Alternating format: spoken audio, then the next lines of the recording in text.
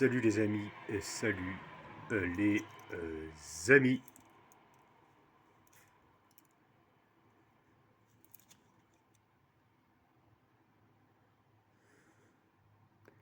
En position style agent secret.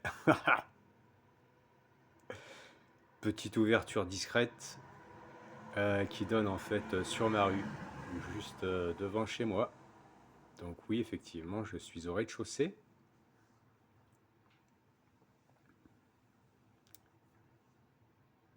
Moi qui vivais, comme je l'ai déjà expliqué, dans mes montagnes ariégeoises, l'idée de revenir en ville, hein.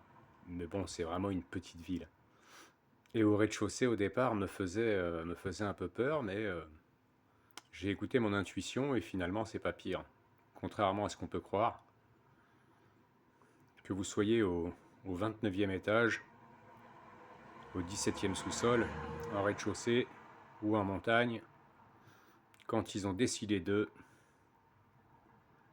bah ils ont décidé d'eux, quoi.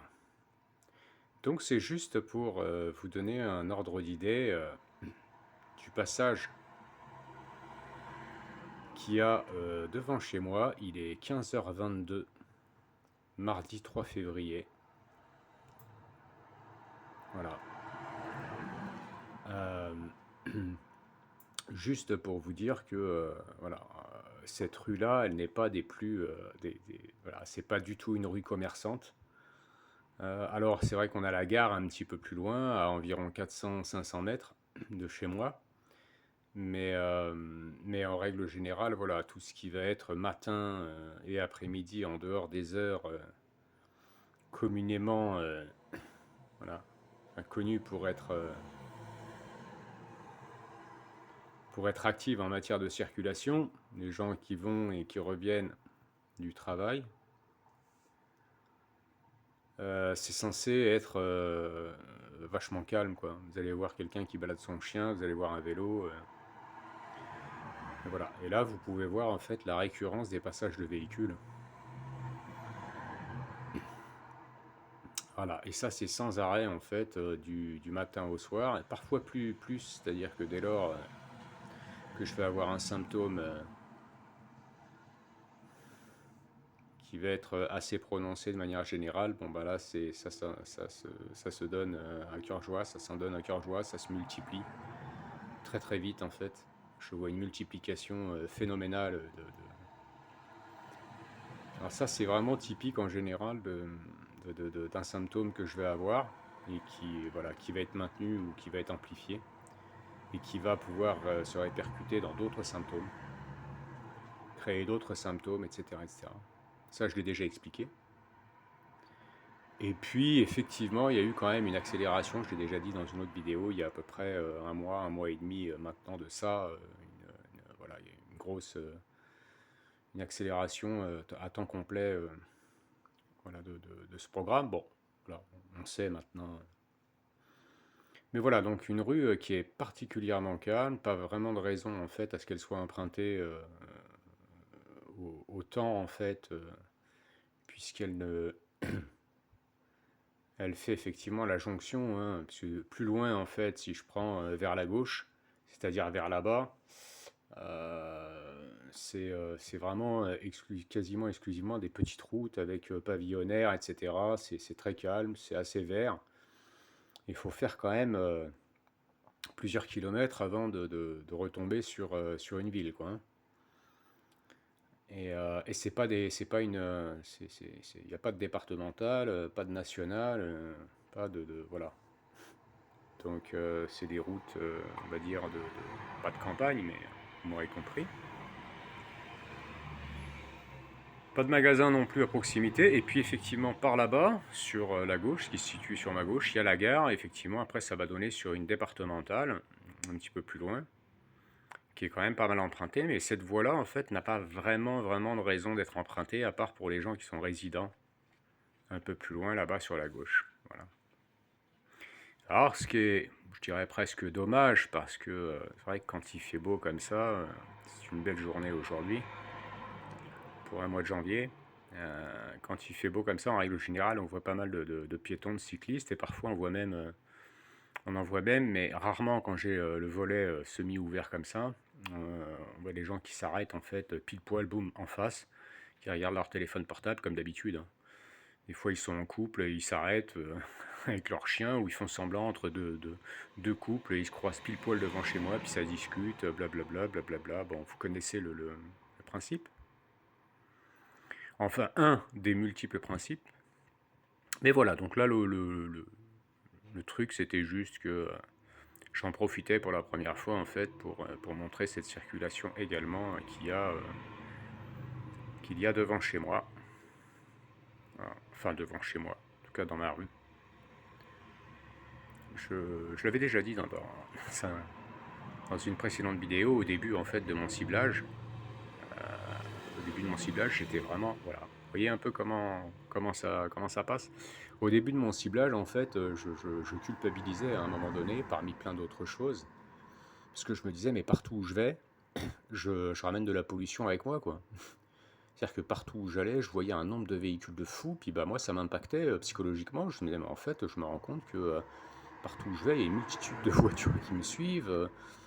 Ah, ça pouvait être en hiver des gens qui restent dans leur voiture là où je me garais. Je pouvais rester 2 heures à un même emplacement en hauteur, etc. Bah, c'était des gens qui laissaient tourner leur moteur avec leur chauffage, etc. Bon, bref.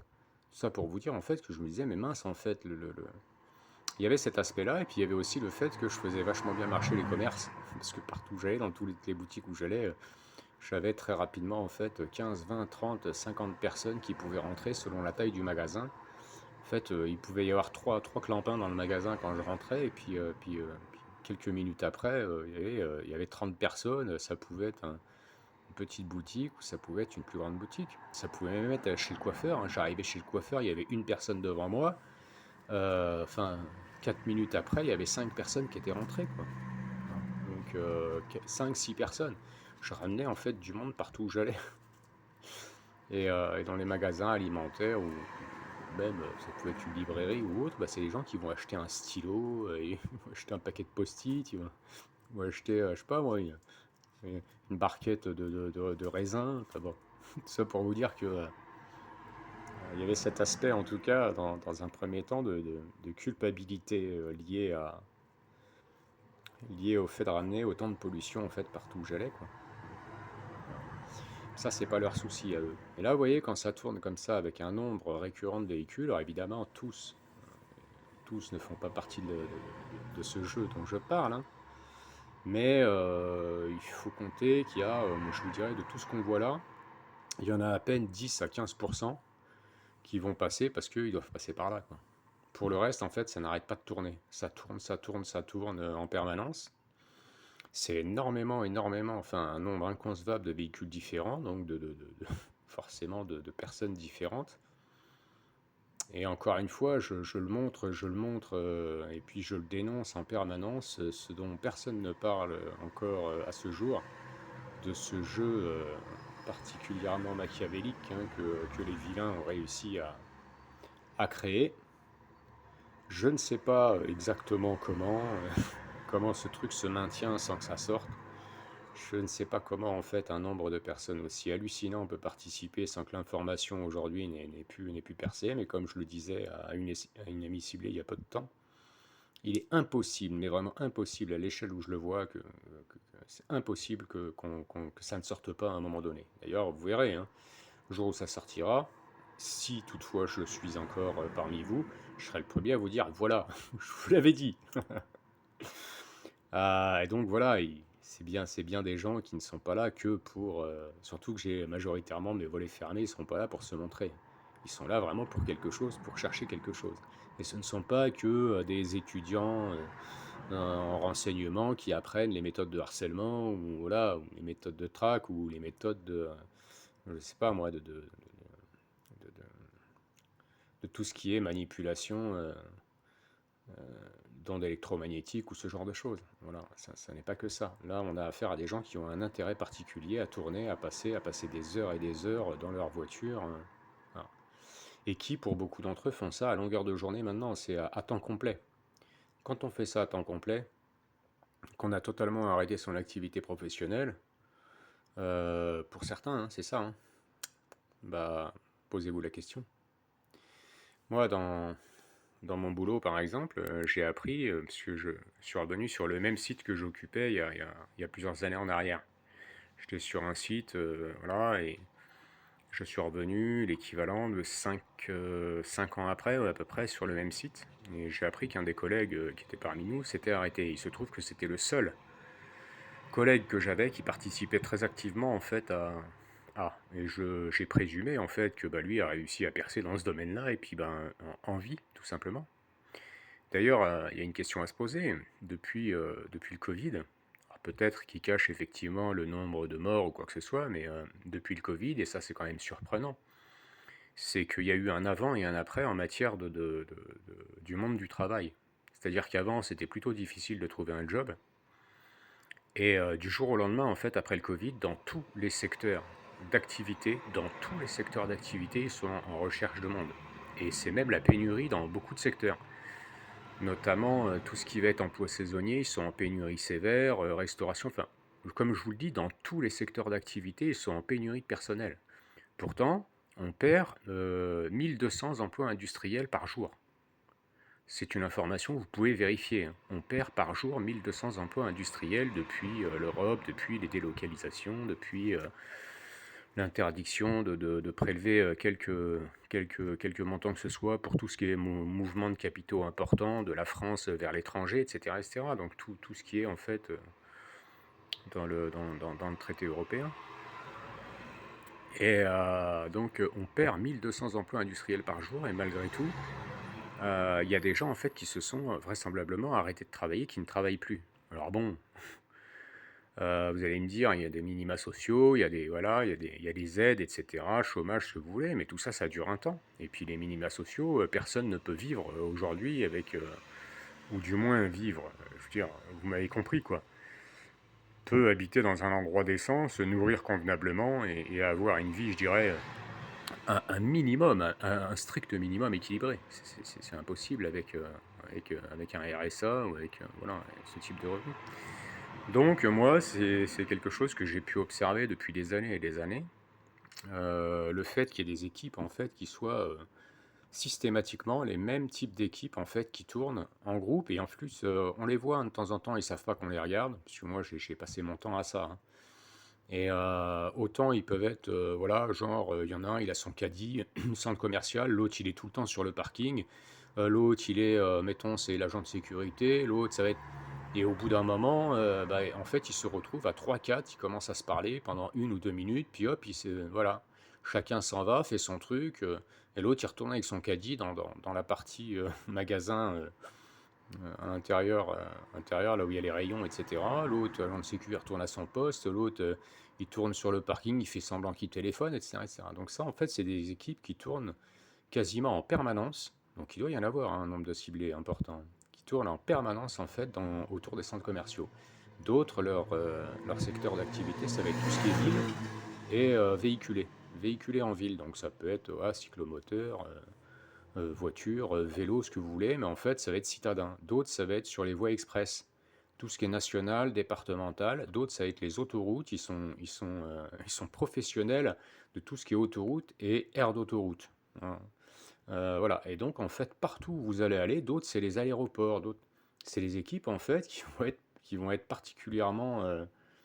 qui sont constituées et qui vont être, on va dire, particulièrement compétentes sur leur secteur d'activité.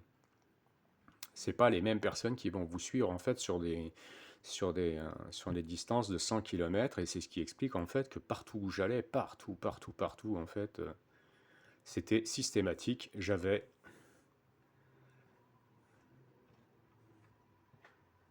du monde, voilà, voilà, j'avais du monde en fait et je voyais les équipes en fait qui fonctionnaient exactement avec le même type de protocole. Donc des gens qui sont formés, qui forment d'autres gens, qui les recrutent. Bon, je l'ai déjà expliqué. Alors si vous voyez un petit peu de fumée, vous inquiétez pas, c'est juste que c'est un encens que je fais brûler. Je sais que je la vois, je sais pas si vous la voyez. Voilà mes chers amis, bon, blablabla, blablabla, beaucoup de blabla pour dire exactement la même chose que ce que je dis depuis pas mal de temps. Mais voyez un petit peu, voilà, l'objectif c'était pour que vous voyez un petit peu la circulation, hein. Voilà. Il est, euh, il est 15h40 maintenant. La circulation qu'il y a dans une petite rue, dans une petite ville en fait, qui fait quoi, peut-être 5000 habitants, un truc dans le genre. Et voilà. Voilà, et dans une rue qui n'est pas censée être plus empruntée que ça. Et encore une fois, bah, s'il y en a qui ont les informations, hein, parce que encore une fois, depuis après le Covid, hein, moi je vous dis, j'ai vu pas mal d'informations sur ce sujet-là. Je me suis dit, comment est-il possible, je reviens dessus, hein, excusez-moi parce que je n'avais pas terminé. Comment est-il possible en fait qu'on puisse avoir un renversement total de situation dans le monde du travail, où il est difficile de trouver des jobs, et puis du jour au lendemain, comme s'il y avait eu une guerre. Alors oui, effectivement, il y a peut-être eu un taux de mortalité plus important que ce qu'on nous a dit, mais qui n'est pas dû au Covid, hein, on est bien d'accord. C'est pas, c'est pas le Covid. Le Covid a tué les véritables chiffres, c'est 0,01%, hein, voilà, de décès.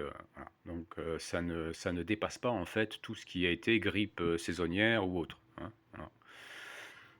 Donc à un moment donné, en fait, effectivement, il y a peut-être un taux de mortalité qui est dû à beaucoup d'autres choses dont on va éviter d'énumérer toute la liste là, hein, mais on a tous nos idées. Et à côté de ça, encore une fois, il y a peut-être un taux de reconversion de personnes qui se sont reconverties à se mettre à leur compte. Et encore, hein, je veux dire, quand on traverse une période où on a 2 confinements, moi, j'ai connu des gens qui s'étaient mis à leur compte peu de temps avant. Bah, c'est des gens où ça a capoté sévère, hein. Parce que comment voulez-vous, quand vous bossez pas pendant un mois, vous n'avez pas de clients, vous n'avez rien du tout, vous êtes à votre compte, vous touchez pas, vous touchez rien du tout, vous n'avez pas d'aide derrière. Croyez-moi bien que bah, il y en a qui ont dû en fait arrêter leur activité indépendante, hein, voilà. Donc quand bien même il y a eu des taux de reconversion où des gens se sont mis à leur compte, et comme je vous dis, à mon avis, ils ont quand même des cojones pour faire ça après 2 confinements. Comment se fait-il qu'il y ait du jour au lendemain dans tous les secteurs d'activité, en fait, on cherche du monde, quoi, hein, voilà. C'est assez intéressant. Donc on peut imaginer qu'il y a quand même un sacré taux de ciblés qui n'ont pas pu continuer à travailler, et d'autres en fait qui réussissent à avoir des dividendes, qui réussissent à avoir un revenu. Alors après les sources de revenus, encore une fois, mais qui réussissent à avoir en fait de quoi subsister par différentes activités. Voilà, un peu de spéculation aussi, hein, que voulez-vous? On en est là quand on n'a pas toutes les informations, donc encore une fois, bah, on prend pas, hein. Ce que je dis n'engage que moi, je le précise toujours. Voilà mes bons amis, voilà mes bons amis. J'espère que de votre côté, vous arrivez à vivre votre quotidien de la meilleure façon qu'il vous soit donné de le vivre, malgré ces foutues circonstances qui sont les nôtres. Je vais vous laisser là-dessus, je vais vous souhaiter un bon courage les amis. Tenez bon, on va y arriver.